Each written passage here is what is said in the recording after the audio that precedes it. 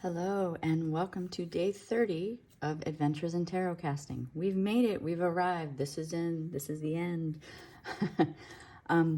As promised from yesterday, today I am actually going to end the series with a debut of something that will be arriving in our shop tomorrow morning, sometime when I wake up, which is usually around 5 a.m.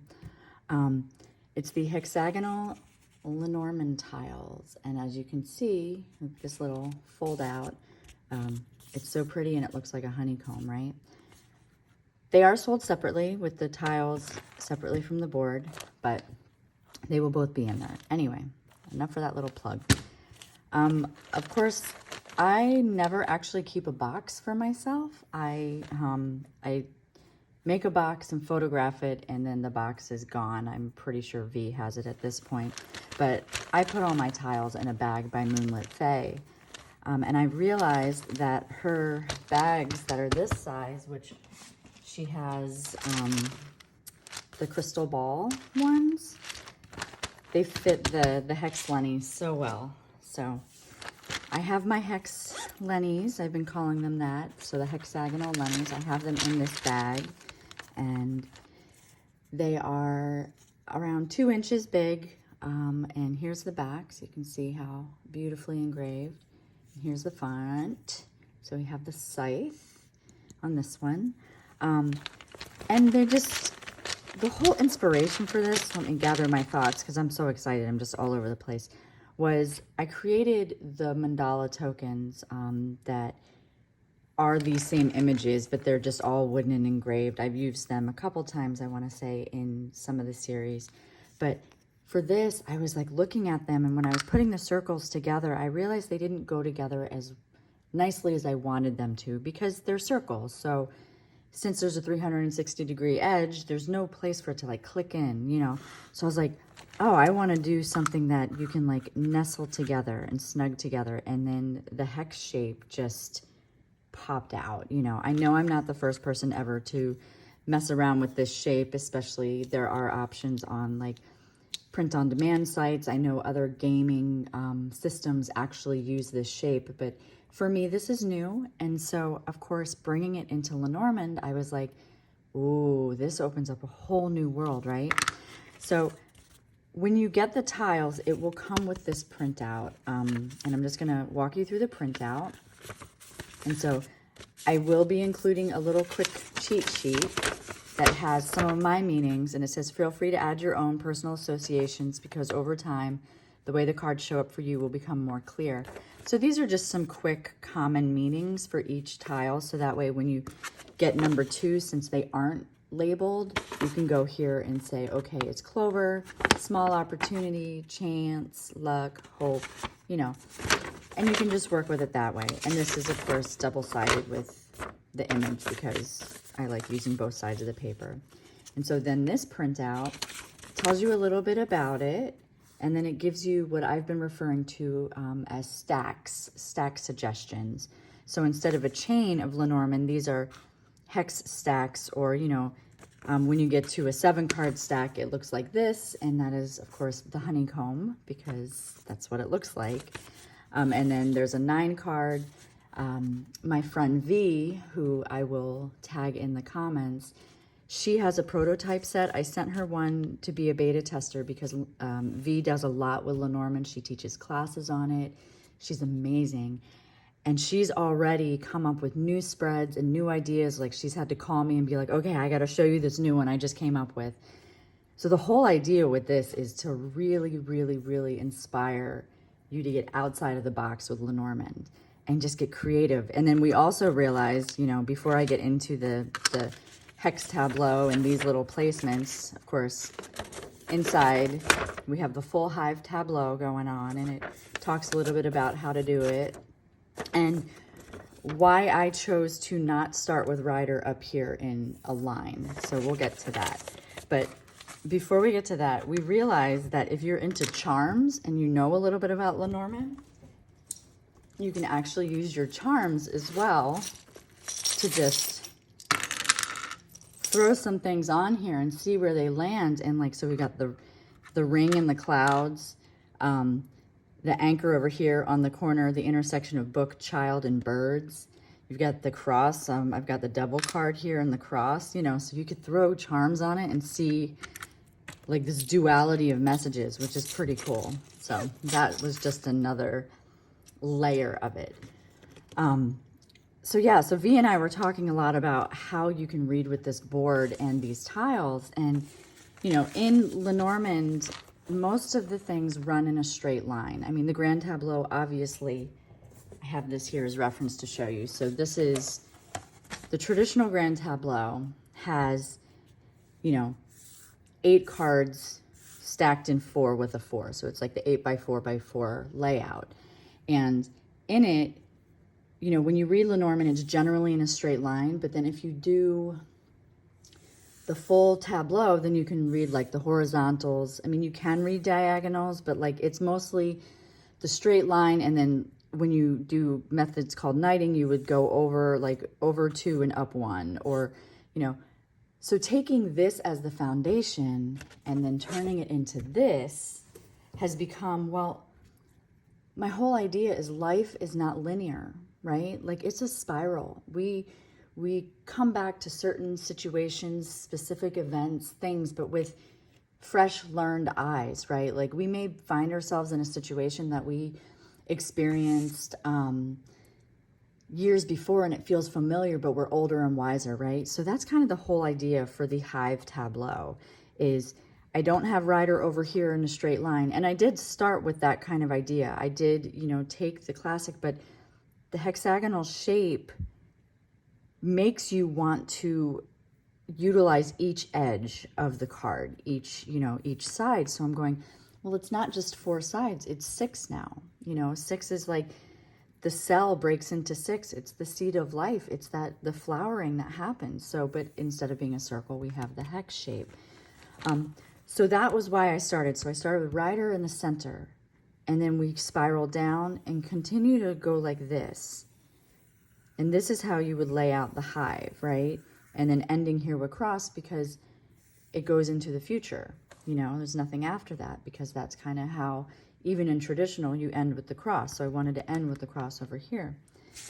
So I call them stacks, like I said, because it's not a line. It's you're stacking the cards. So let's just take you through a couple of the layouts. So I'm going to put this here for my own cheat sheets. And we have the 2-card stack, which, you know, I have them suggested in what order, but obviously if you choose to welcome the system into your practice, play with it, come up with your own things. Just because I create something doesn't mean that it is the law on how to use it. I feel truly sometimes it's just my job as this conduit to the muses, to the creative divine inspiration or whatever you want to call that I have. Sometimes it's just my job to create it. How it's meant to be played with and how it's meant to be utilized, that's up to you.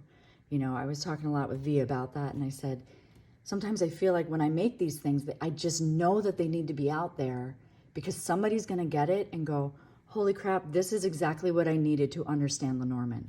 This is exactly what I needed to understand X, Y, Z, right? So for a 2-card stack, I'm just going to start in the center here. And we have the book, right? So we have the first card is the book, which is 26. Secrets, mysteries, you know, here I'm sharing these mysteries, right? And so then I would do the 2-card like this. So then now we have the tree and put it under here. And so that's a 2-card stack, right? Excuse me. So branching out on the mysteries, this is going to be spiritual growth by tapping into new mysteries, you know, and that's how quickly Lenormand can do it. So then say I want to turn this 2-card stack into a 3-card stack. I could continue this way and go this way, or, you know, it's suggested in the paper that you would go, okay, 1, 2, and then add a 3 here. So it really depends on however you want to place these, what feels most comfortable and called to, right? And so then we've got mice. Oh yes, of course we do. Why wouldn't we get mice? Mice has been stalking me all month, as y'all know. And I actually just wrote about it in my Patreon wrap-up post. So it's about the little stresses, right? The little stresses that come with branching out into these new mysteries.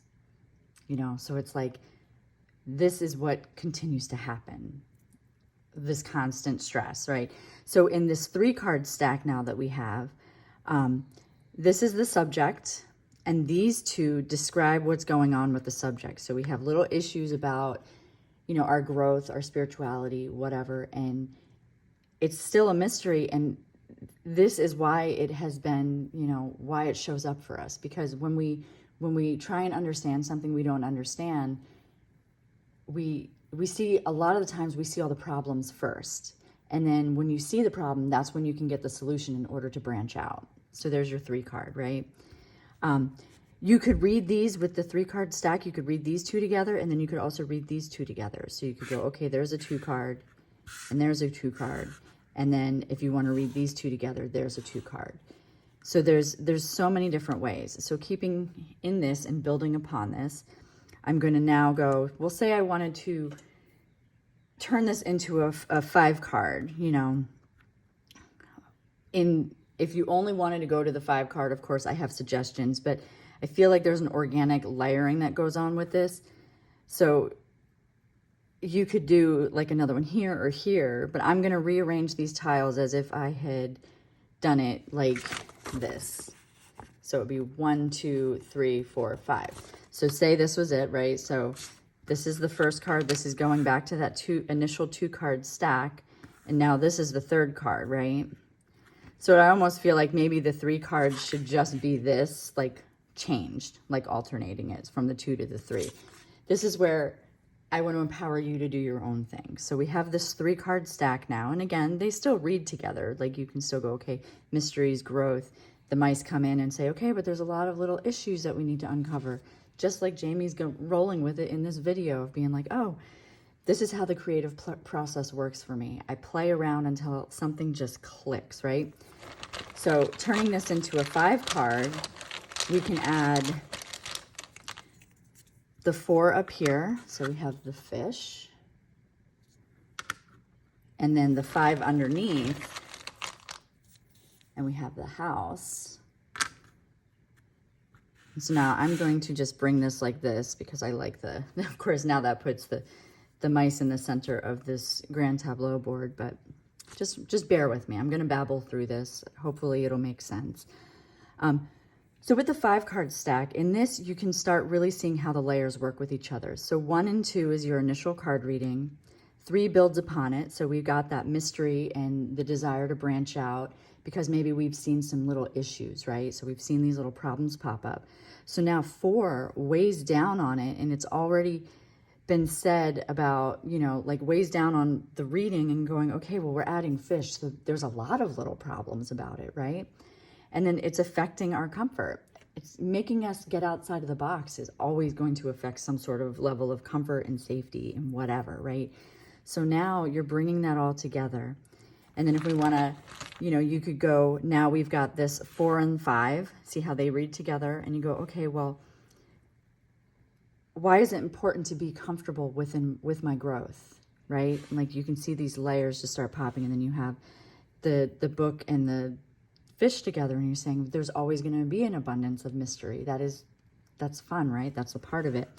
And so now we've got diagonals going, and we have, you know, we have this vertical line now. We have the fish with the mice and the house, and we've already talked about that because the little issues that seem to come in waves of abundance that do affect our security, you know. So you're starting to read the different layers.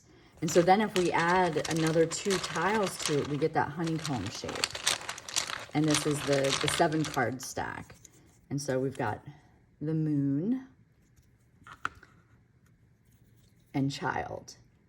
For the signifier cards, so child, and then for 28 and 29, I wanted to portray a level of inclusivity without just being overly like, okay, this is this. So I did a rainbow on all of them, and they're more of silhouettes, you know. But the child we have, I don't know if you can see, if it'll focus in, but there's like some little shoes hanging from a a wire here, and then we've got like a little seed that's growing. So it talks about like that new growth, the new beginnings, new potential. So now, like, how satisfying is that? Look at that honeycomb stack. I love it. So I'm going to actually rearrange these just a little to get the positions to where they were. So this was the first card. This was the second card. This was the third. The fourth, we had the fish, the house, and then these two. So these are the layers that I pulled them. So I'm just putting them in that way. So we've got the book in the center. That's the center focus, right? And this becomes like a mini hive, as opposed to the giant hive, but you can start to see how it's spiraling now. So this, you would read, like, one would be the focus, and then you build upon it and you go, okay, well, the growth is there, you know, the spiritual, like, here's the mystery. This is what we're uncovering together. It's all because of our growth. There's a lot of issues that are going on because we have the small things, stressing to learn a new system, you know, that can always cause those issues. And the abundance comes in and shows, okay, yeah, but this could be something so much more, right? And then this could also become a new safe space. It like gets us out of our comfort zone, but it's something that's could, like, once you start playing with it a lot and everything, then it feels almost like home. And then we have the moon, which shows up, and it's like, this is your reputation, this is your spotlight, this could be your vocation, this could be your calling, right? Finding yourself in this hive and play and experimenting with these new mysteries. And this is something new that we like. So when you're reading these all together, and the purpose of this demonstration is not necessarily to give you a big reading because it's going to keep changing. I'm just trying to show you the different layouts and placements. So with this, you could read the center line. So 5, 1, and 2, that is like a direct influence. And then you can read the above energy, which would be 4, 5, and 6. So these three. And then you can read these three together as below energy, like whatever's going on under the surface. And then you have your passive influences, which would be 4, 5, 4, 1, 7, and then 6, 1, 3. So you see how there's so much layering going on. And then if you're like, okay, I also want to read what these two are, and now you split them, and there's so much, right? That's what I love about Lenormand, is there's so many different ways. Like, the whole reason that my Grand Tableau, the whole reason tarot casting exists is because of Lenormand Grand Tableau. And it was suggested that you could literally do a Grand Tableau and set it off to the side and continue to check on it during the month, right? Like coming back to a puzzle. That's kind of what this is too. Like, you can do that and you can keep coming back and say, okay, well, you know, my job today is doing something, like, so I'm going to go see what's surrounding my job and like go find the anchor card or whatever. That's how Lenormand to me is more like a puzzle, and it's something that we continue to go back to and play with. It's also why I just incorporate it. If I want to use it in a daily practice, it's why I incorporate it into my daily spreads, because Lenormand can add just quick little quips here and there. So then I have one more spread to show you before we do a full hive. And this is the Hive 3x3, as I've called it. And that's just where you add 2 more cards to make it 9. And we have the snake. This is probably my favorite. I love pink and green together. So we have the snake, and then the tower. And so this is kind of what I have come to like put together for like this mini hive, right? The Hive 3x3. And so with this one, you could do the same. So you have, we've just added these extra 2 to the honeycomb, right? And so again, you can read them in, like, here's your direct influence. Now this line here of 3 becomes your past, present, and future. So past, present, future. And then you can also go, okay, above and below.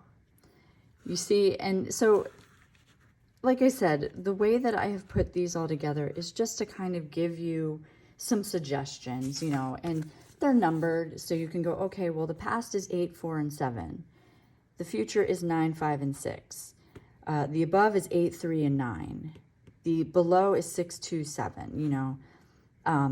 Passive energy would be 8, 1, 6 and 5, 1, 4, which is these diagonals, because your center is generally your focus.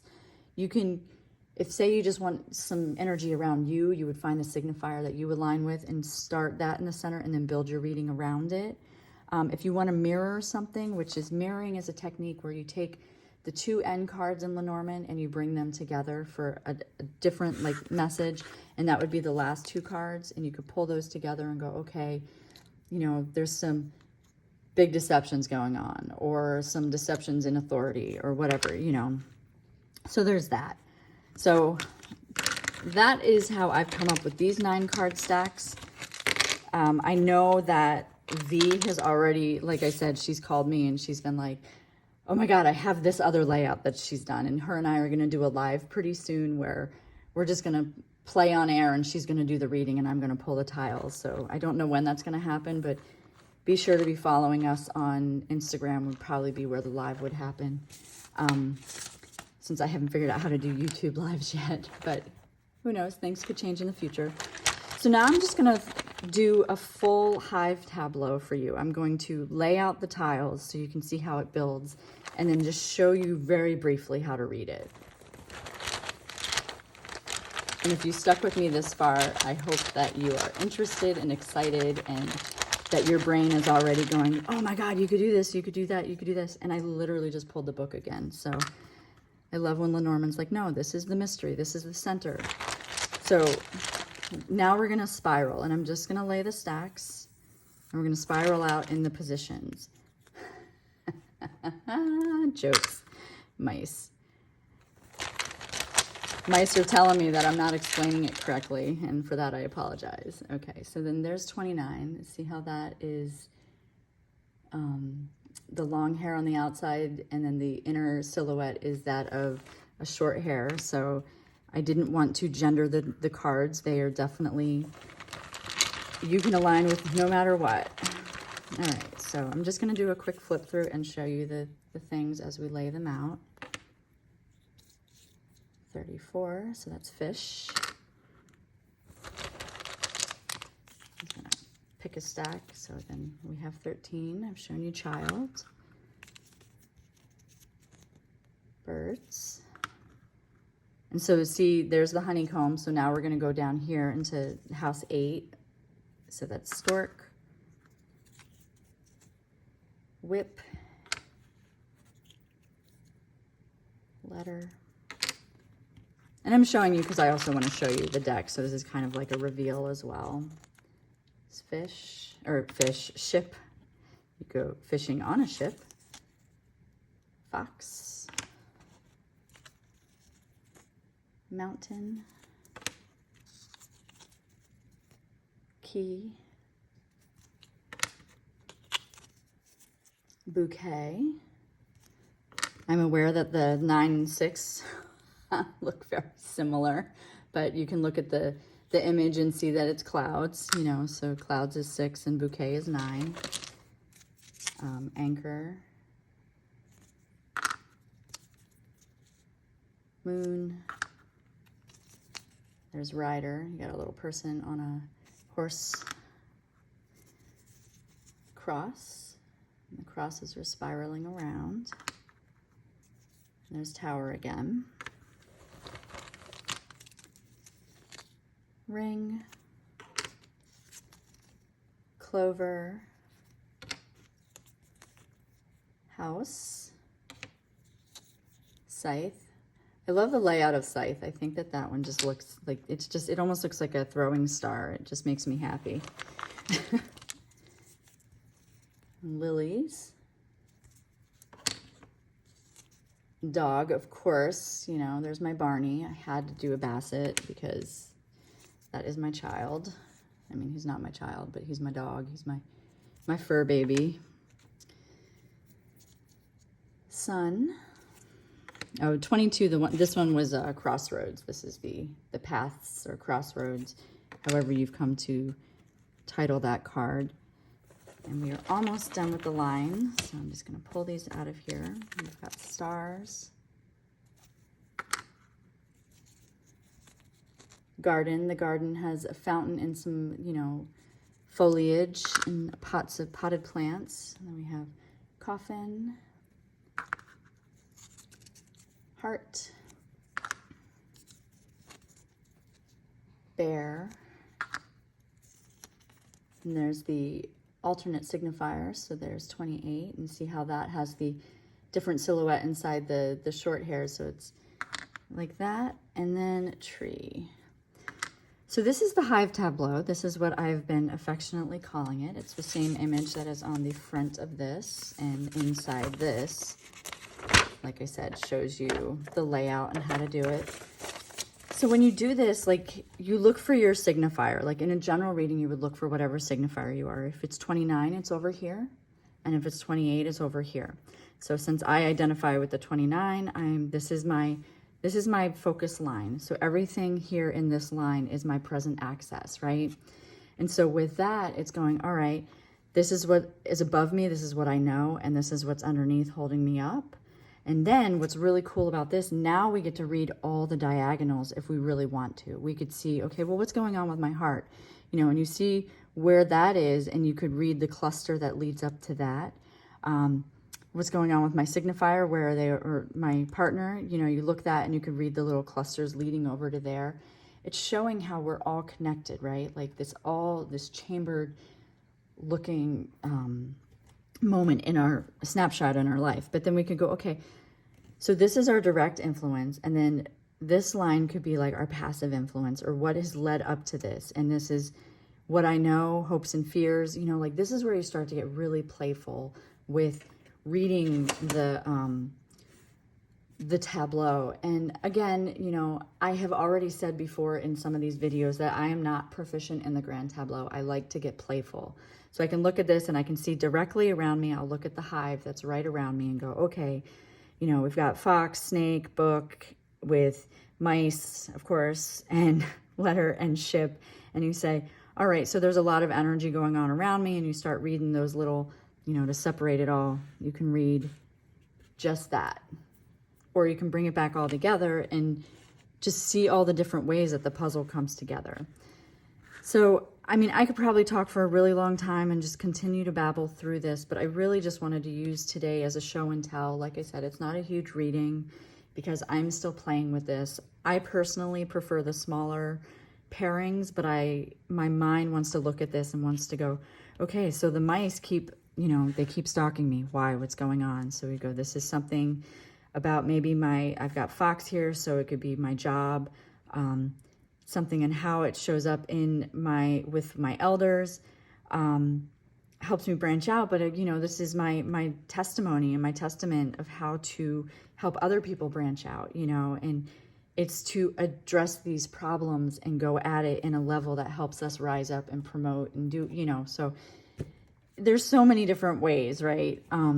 And of course, like, I love the tiles because you can just go like this and bring them all together and say, all right, well, what about this line? You know, separate those and see that line. So again, I don't want to take up too much of your day and too much of your time. I hope this is inspiring. If your brain popped 20 minutes ago, I apologize, but I'm so grateful that you've been here with me through this series. I'm still exploring this. I'm definitely you're gonna see them more in my posts and my readings now that the debut has happened and the show and tell has happened, and you know, so as always, just thank you for being here with me. I hope that you have a wonderful weekend, and just wherever you may find yourself in your travels, please be safe and be kind to others and all that jazz, and I will see you soon. I'm done with the monthly video, like daily videos, but I am going to continue to make videos. So make sure that you're subscribed. And if you think other people, you know, that they would like my channel, then make sure to share, because sharing is caring and all that stuff. So again, thank you for being part of my creative divination world. I appreciate you so much. Bye.